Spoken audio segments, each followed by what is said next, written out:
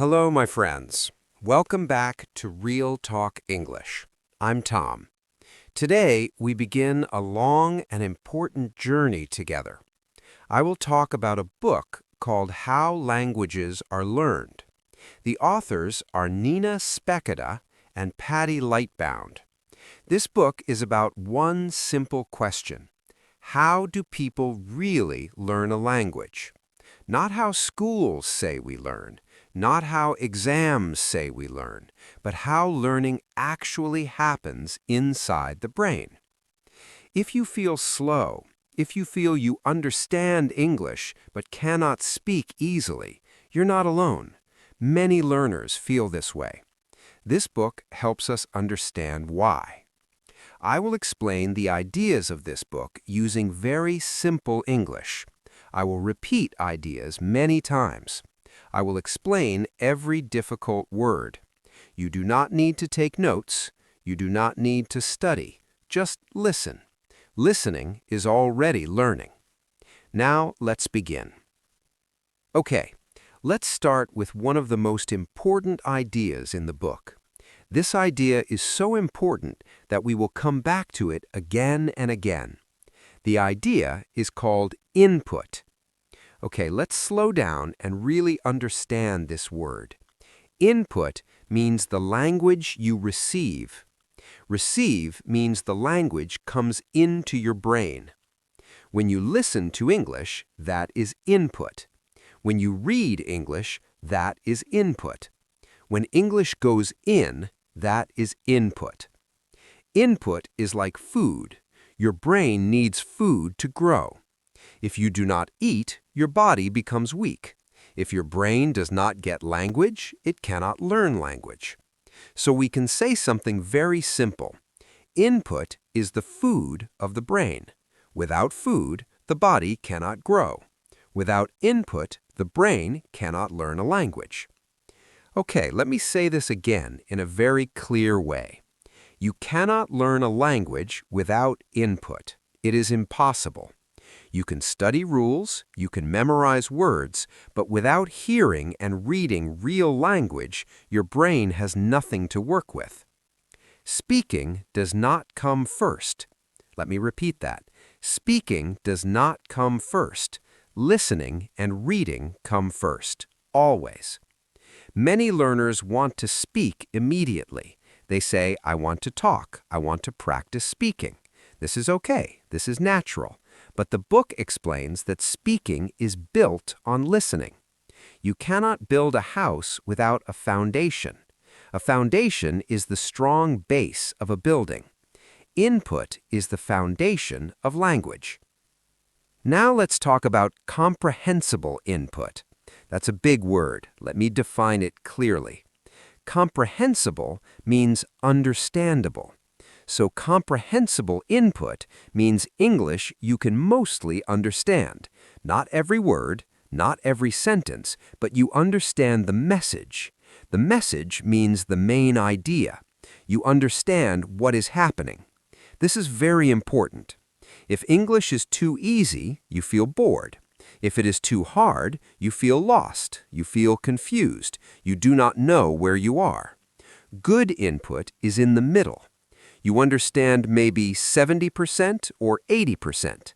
Some words are new, some sentences feel strange, but you can still follow the story. This is where learning happens. Now let me give you a very simple example. Imagine you are watching a short video. A man comes home, he takes off his shoes, he sits on the sofa, and he closes his eyes. The speaker says he was exhausted after work. Maybe you do not know the word exhausted, but you still see the man. You see that he looks tired, and you see that he closes his eyes. Then the speaker says, so he went to bed early. Now your brain connects things. Man looks tired, he went to bed early, and therefore, man looks tired, he went to bed early. So exhausted means very tired. Nobody explained it, nobody translated it. Your brain learned it from context. This is very important. This is how real learning happens. The book explains that when learners get a lot of comprehensible input, grammar improves naturally. Your brain starts to notice patterns. Patterns are things that repeat again and again. For example, I'm tired, I'm hungry, I'm late, I'm ready. Your brain notices something. I'm comes before a feeling or condition. You do not study this. You did not write rules. Your brain noticed. It paid attention. This is learning. Children learn like this. Children hear language all day. They do not ask, what is the rule? They hear patterns. Adults can learn like this too, but many adults do not trust this process. They think learning must feel hard. They think learning must be painful. But the book shows us that learning can be gentle. Learning can be slow and natural. Now let's talk about another idea from the book, frequency. Frequency means how often something happens. Input must be frequent. One lesson a week, one podcast a week is not enough. The brain forgets. The brain needs reminders. When you hear English every day, your brain keeps the patterns. Your brain keeps learning. That is why daily listening is so important. That is why daily listening is so powerful. Even 10 minutes a day helps. Short listening is better than no listening, and short daily listening is better than long listening once a week. The book explains that quantity matters. Quantity means amount. You need a lot of English. Not perfect English, not difficult English, but a lot of understandable English. Now let me speak directly to you. If you listen every day, even when you feel bored, even when you feel tired, your brain is working. You may not feel progress, but progress is happening quietly, without noise, without signs. One day you suddenly understand more. One day, a sentence comes out of your mouth easily. That moment did not come from nowhere. It came from input, from listening, from reading, from repetition. So do not rush speaking. Feed your brain first. Give it input again and again. Try speaking as well, but do not rush it.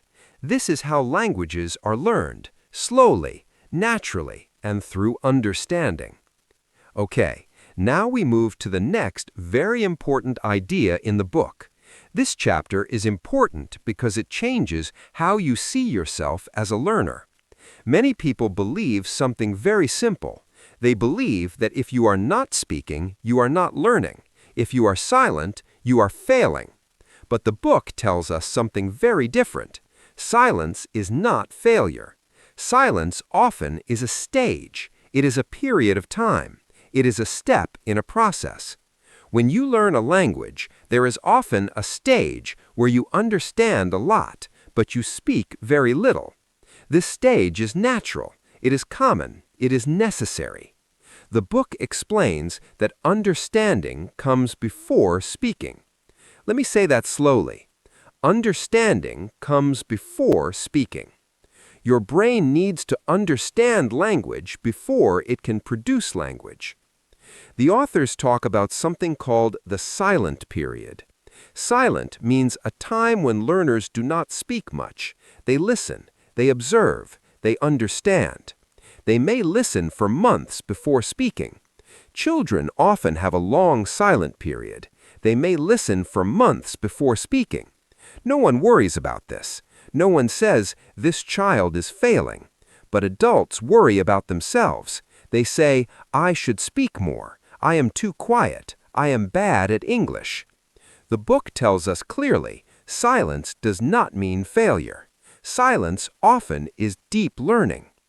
So if you are quiet, if you listen more than you speak, if you need time, you are not behind. You are not slow. You are building something strong. Your English is growing inside you. One day, speaking will feel easier. Not because you forced it, but because your brain is ready. Okay, my friends, we come to the end of this journey together. We learned that input is the foundation. Listening and reading come first. Speaking grows from comprehension, not pressure. We learned that your brain builds language inside itself, in its own time, in its own order. We learned that silence is not failure, mistakes are not enemies, and age is not a wall. Thank you so much for listening to another episode of English Unleashed. I'm Tom, and until next time, keep listening, keep reading, and keep practicing English. Bye for now.